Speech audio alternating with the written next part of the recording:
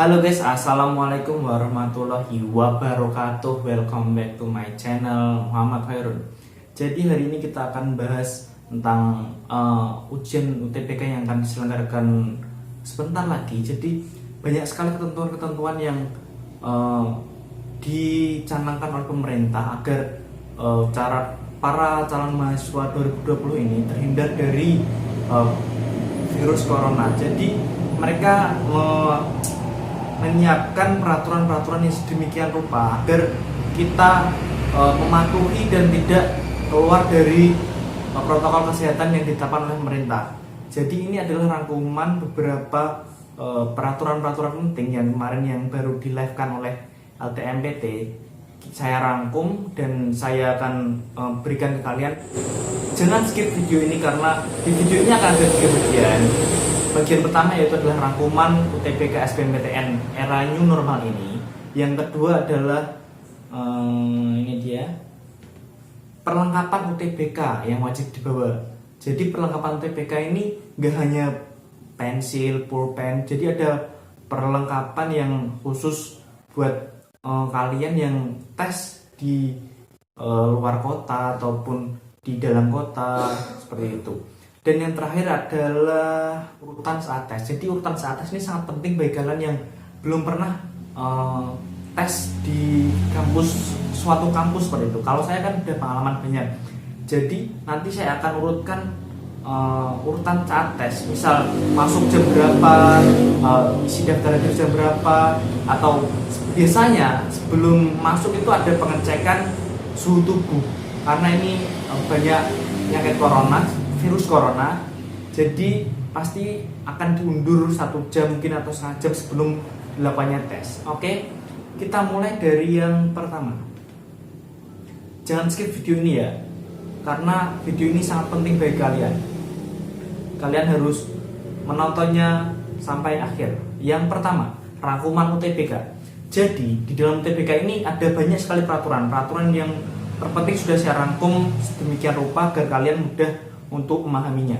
Yang pertama, tidak boleh pindah lokasi. Jadi buat kalian yang udah milih universitasnya, misal saya nanti tes di Undip atau di UGM nanti, jadi kalian tidak bisa pindah lagi karena kalian sudah memilih tempat itu untuk kalian tesnya itu. Tapi buat kalian yang tesnya di luar kota, nanti akan ada penjadwalan ulang oleh pemerintah. Jadi pemerintah akan tahu kan ada alamat tinggal kalian dan tempat tes kalian. Kalau di luar kota atau luar daerah nanti akan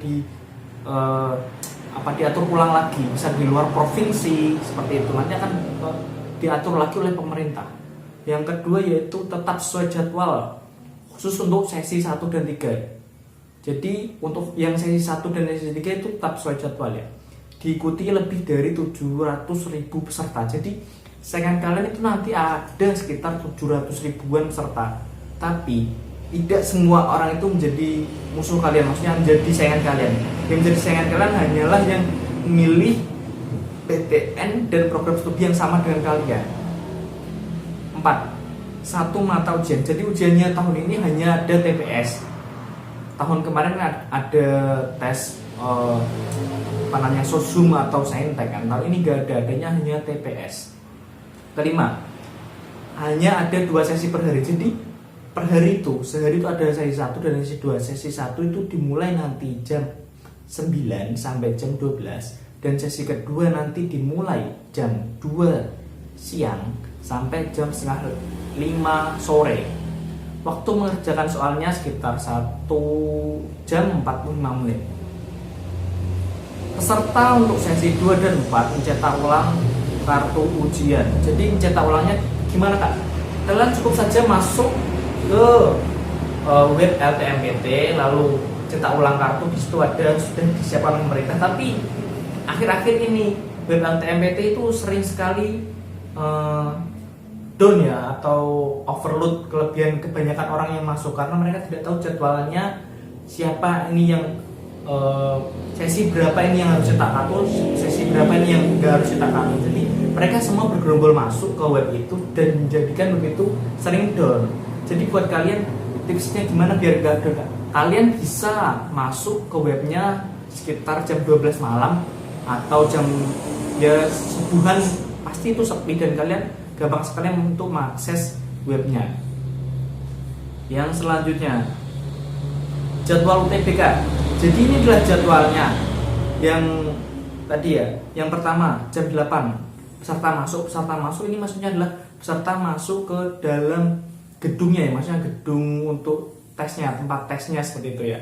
Setelah itu akan ada cek identitas jam 9-nya untuk yang sesi pertama. Untuk yang selanjutnya yaitu jam 9.25 tesnya, latihan. Maksudnya latihan ini adalah latihan mengisi identitasnya seperti itu ya. Yang sampai 9.30 nanti akan ada ujian. Jam 9.30 nanti akan ada ujian. Dan begitu seterusnya untuk yang sesi kedua. Selanjutnya ini dia yang sudah saya sampaikan tadi, peserta dari luar provinsi akan dijadwalkan ulang. Jadi pemerintah akan tahu siapa peserta yang dari luar provinsi, nanti akan dijadwalkan ulang oleh pemerintah, dan kalian harus menengok webnya tersebut dan cetak ulang kartu tesnya tersebut. Oke, kita lanjut. Yang selanjutnya adalah peserta harus sehat. Jadi sebelum kalian nanti masuk ke ruangan tes, kalian akan dicek suhu tubuh kalian. Kalau suhu tubuh kalian melebihi 38 derajat Celcius, berarti kalian tidak boleh mengikuti tes. Kalian harus dikarantina oleh panitia LTMPT gitu. Selanjutnya menyiapkan dokumen penting. Dokumennya apa aja kak? Jangan skip dulu videonya ini. Dokumennya akan saya terangkan di bagian akhir nanti ya, karena bersamaan dengan apa yang harus kalian bawa dan apa yang harus kalian persiapkan untuk sebelum tes itu dilakukan. Jika peserta sakit akan gugur otomatis kan. Jadi kalian harus menyiapkan kesehatan kalian dari dini hari. Jangan makan makanan yang tidak sehat, rajin olahraga, rajin belajar biar badan kalian tuh selalu sehat dan tidak sakit. Jadi kan kalian lebih udah belajar lama-lama capek, tapi karena terforsir oleh waktu, jadi kalian badannya lemas, nggak sehat, jadi kan auto gugur karena langsung dicek oleh panitianya sebelum masuk ke tiap ruangan. Ada area buat mengantar menunggu. Jadi buat kalian yang bawa teman atau bawa orang tua di tempat tes, nggak apa-apa, boleh. Tapi mereka tidak akan berada di depan ruangan kalian, tidak. Mereka akan ditempatkan di suatu tempat khusus atau tempat yang luas, yang di situ tuh khusus untuk mereka yang menunggu anak-anaknya atau temannya yang sedang tes seperti itu. Jadi akan ada tempat khusus, jadi mereka tidak bisa ikut masuk ke dalam gedung tersebut. Oke. Selanjutnya, tidak wajib pakai face shield atau enggak pakai aja masker. Jadi peralatan ini akan saya terangkan di bagian akhir nanti, kalian jangan skip videonya. Nanti akan saya terangkan apakah face shield itu wajib, apakah tes dokter itu wajib, rapid test itu wajib, swab test itu wajib atau tidak, nanti akan saya terangkan di bagian akhir video. Yang selanjutnya adalah peserta membawa alat tulis buat jaga-jaga. Jadi kalian harus membeli pulpen, pensil, penghapus, tip X, dan membawa kertas kalau buat kalian coret-coret untuk coret-coret pensil ya, atau pulpen, mungkin pulpen kalian baru beli nggak bisa hidup, ntar kalian coret-coret itu nggak apa-apa. Kalian harus bawa sendiri alat tulis dari rumah, atau enggak pasti di jalan menuju ke tempat tes kalian tuh pasti banyak yang jual alat-alat seperti pensil, pulpen, penggaris dan lain-lain seperti itu. Peserta wajib bawa surat dokter. Untuk peserta ini nanti akan berbarengan dengan peserta-peserta lain yang harus kalian bawa sebelum diadakannya tes. Nanti lanjut aja di part akhir ya. Soal dikurangi. Jadi soal dikurangi. Jadi soal untuk TPS tahun ini nggak sama seperti tahun kemarin. Tahun kemarin tuh saya sekitar 120 soal. Bener, saya tuh 120 soal dikerjakan 1,5 jam. Bener. Tahun ini dikurangi mungkin bisa 90 atau mungkin 100 soal. Selanjutnya yaitu stok soal banyak. Jadi soalnya itu enggak cuma satu jenis. Soalnya itu ada kode-kodenya gitu ya dia. Kodenya itu kadang ya apa 86 atau angka-angka seperti itu, kadang ada huruf juga. Jadi kalian dengan teman sebelah kanan kiri atau belakang itu enggak mungkin sama. Jadi mungkin acak-acakan seperti itu. Selanjutnya adalah peserta tidak boleh bawa barang yang bukan kartu peserta dan identitas.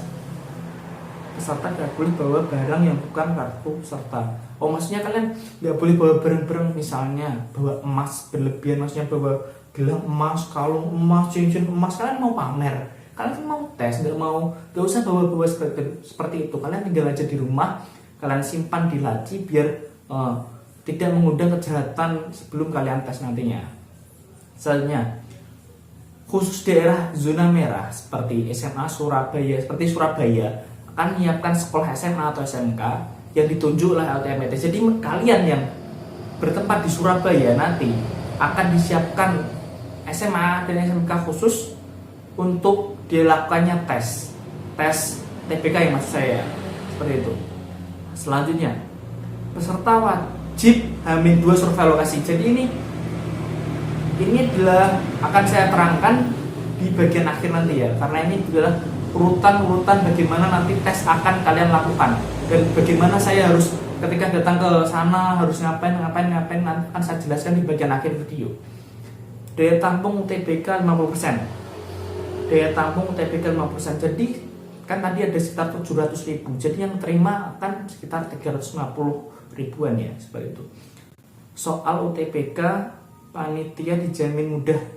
Oh, jadi kan beda sama tahun kemarin ya. Tahun saya tuh SBMPTN saya benar-benar mengalami. Soal SBMPTN itu sulit sekali. Saya kemarin ambil IPS, tapi saya sudah lipat lagi ambil IPS. Tapi di bagian matematikanya itu sulit sekali, berbeda sekali dengan tes SBMPTN tahun sebelumnya. Tapi untuk tahun ini khusus buat generasi kalian yang terbaru, soal dipermudah, jadi tidak sesulit tahun kemarin. Nggak ada HOTS-nya, ini ada soal HOTS tapi tidak terlalu banyak seperti tahun kemarin. Soal TPS sama, jenis soalnya hanya TPS, jadi sama semua TPS, nggak ada saintek dan sosumnya, seperti itu ya. Oke, selanjutnya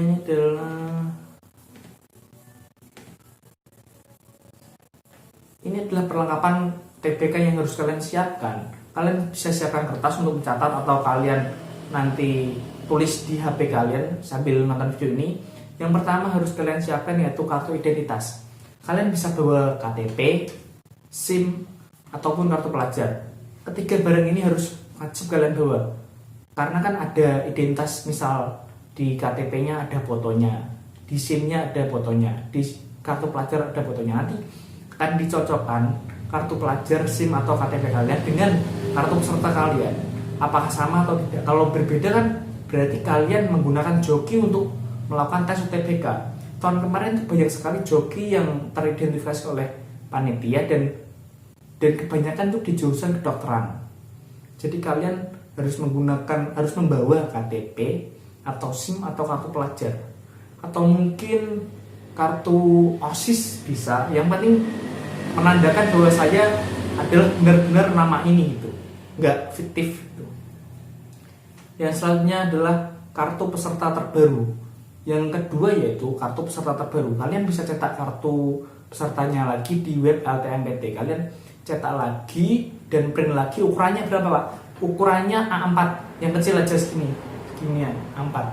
Gak usah selebar gini. Nanti kan dicocokin sama panitia nih, KTP sama kartu peserta kalian, apakah fotonya sama, namanya sama, tanggalnya sama, dan selanjutnya. Selanjutnya yang ketiga yaitu wajib membawa fotokopi ijazah yang sudah dilegalisir. Untuk yang lulusan 2018 dan 2019 bisa membawa ijazah ya.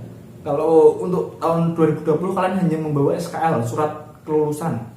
SKL ini kalian bisa minta di ruang ruang yang minta arsip gitu loh. Kalian minta, Bu, minta SKL-nya gitu. Saya nama siapa, nanti dibuatkan, diketikkan, nanti terus dicap sama yang sekolah. Ini wajib ya. Yang pertama KTP, yang kedua kartu peserta terbaru, yang ketiga adalah ijazah. Yang selanjutnya ini juga tidak kalah penting, yang sangat-sangat wajib sekali, yaitu masker. Kalian wajib membawa masker, karena kalau kalian tidak membawa masker nanti di sana kalian tidak boleh masuk dan tidak boleh ikut tes. Tapi untuk menjaga-jaga ini ya, walaupun saya pun juga tahu di sana pasti nanti ada yang jualan masker di luar tempat tesnya, tapi kalian nanti harganya pasti mahal ya. Kalian bisa menyiapkan di rumah, beli masker yang gak harus masker medis, masker biasa kalian juga nggak apa-apa.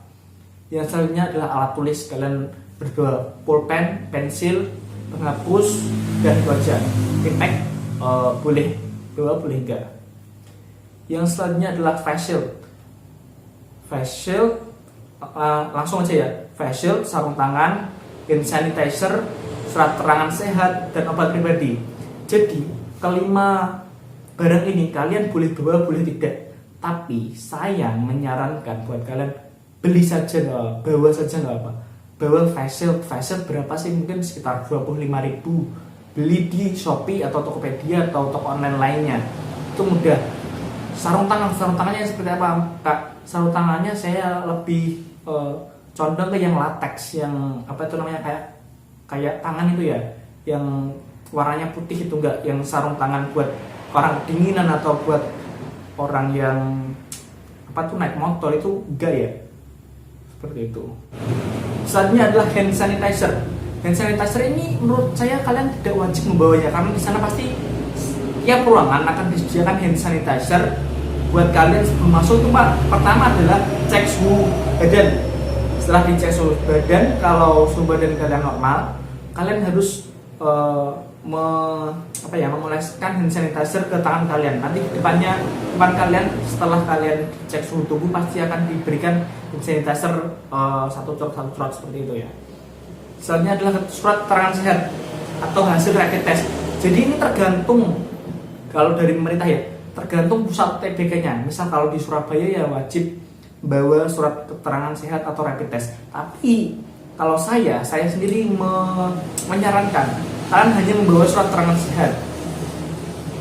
Kenapa hanya surat keterangan sehat? Karena surat keterangan sehat itu murah harganya. Saya pernah mengantar teman saya untuk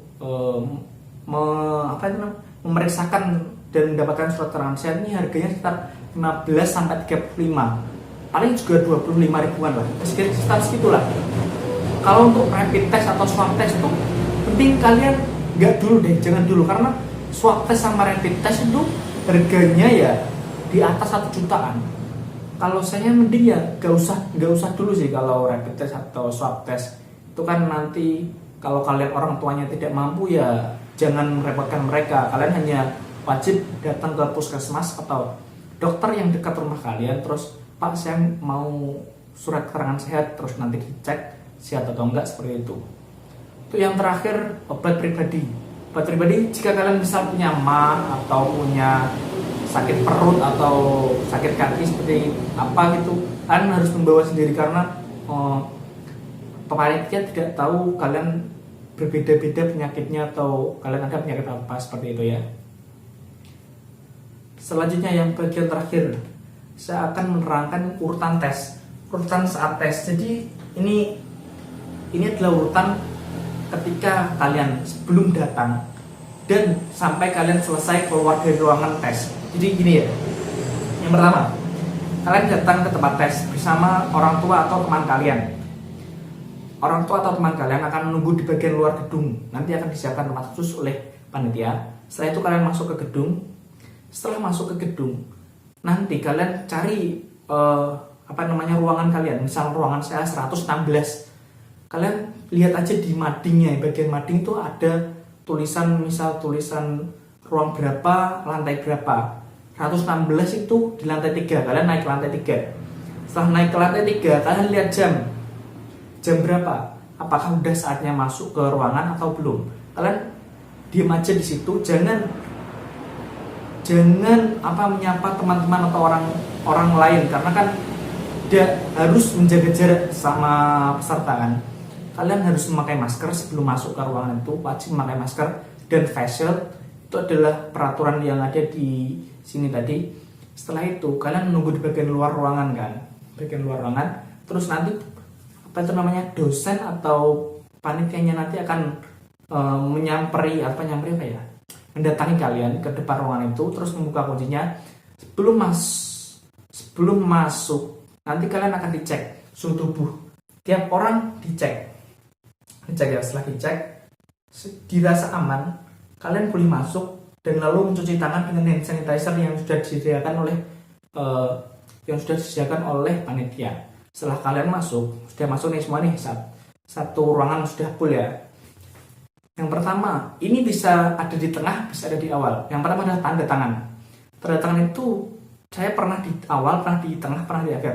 Biasanya awal diberi tanda tangan semua, sambil dicek identitas kalian, KTP kalian jangan lupa dibawa sama SKL atau ijazah kalian. Nanti dicek satu persatu apakah sama atau kalian calo dari orang lain. Kalau kalian sama ya orangnya ini ya nanti tidak akan apa-apa nanti. Tapi kalau kalian calo, kalian otomatis dikeluarkan, terus dibawa ke tempat panitia. Nanti akan diumumkan orang ini telah gugur secara tidak baik seperti itu. Tapi kalau kalian sudah komplit semua, sudah siap, sudah tanda tangan, kalian boleh mengerjakan soal selama 1,5 jam. Di saat mengerjakan soal ini, nanti kalian akan biasanya ya, kalau dulu saya akan dengar bel. Tergantung apakah tempat itu ada belnya atau tidak. Biasanya atau ada bel 2 kali ting tong itu artinya waktu mengerjakan soal kalian tinggal setengah waktu lagi, tinggal 45 menit lagi. Atau nanti panitia akan memberitahu kalian apakah waktunya tinggal berapa menit. Nanti kalian diberitahu, misalnya saya panitia nih, oke anak-anak, waktu mengerjakan soal tinggal 15 menit lagi. Kalian ketika diberitahu seperti itu, jangan panik, jangan khawatir. Kalian jawab saja sesuai kemampuan kalian. Kalian yang nggak bisa kalian lewatin dulu ke bawah, kalian baca satu persatu. Siapa tahu kalian ada materi yang kalian mengerti yang paling bawah seperti itu. Setelah kalian mengerjakan soal, kalian nanti di pertengahan, setelah mengerjakan soal, mungkin di pertengahan nanti akan ada tanda tangan. Kan saya udah bilang tadi, tanda tangan bisa di awal, di tengah ataupun di akhir, seperti itu. Setelah kalian tanda tangan, kalian mengerjakan soal. Buat kalian yang misal dodol banget sih soal materi ini, saya nggak tahu gimana kak solusinya. Kalau saya dulu tembak satu nomor, terserah kalian B, C atau D. Tembak aja satu nomor sama, tembak satu nomor yang sama semua. Karena itu kemungkinan besar benarnya itu lebih besar daripada kalian tembak A, B, C, A, B, C, A, B, C seperti itu. Kalian boleh tembak satu huruf aja, misal B semua, C semua, atau D semua seperti itu ya. Setelah kalian mengerjakan selesai semua, buat kalian yang selesai sebelum waktunya, kalian gak akan boleh keluar. Kalian harus keluar bersamaan dengan waktu sudah selesai. Lalu bagaimana kalian yang belum selesai di waktu yang sudah ditentukan? Nanti kalian tembak saja satu nomor yang seperti saya informasikan, langsung melingkarin aja, lingkarin ke bawah seluruh seperti itulah. Kalian lingkarin aja. Gimana kak? Apakah jamin lulus? Ya, saya nggak bisa menjamin karena kan itu hanya ide saya, tapi saya membuktikan bahwa itu sangat worth it karena saya sendiri dulu mengalami kesulitan saat tes UMPTKIN bahasa Arab. Saya nggak ngerti bahasa Arab sama sekali. Saya tembak satu huruf, saya tembak C semua. Alhamdulillah saya diterima di jurusan bahasa Inggris saat ini.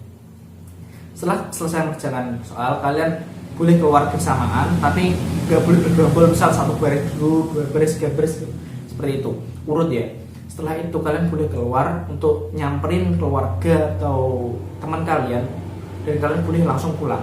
Oke, seperti itulah urutan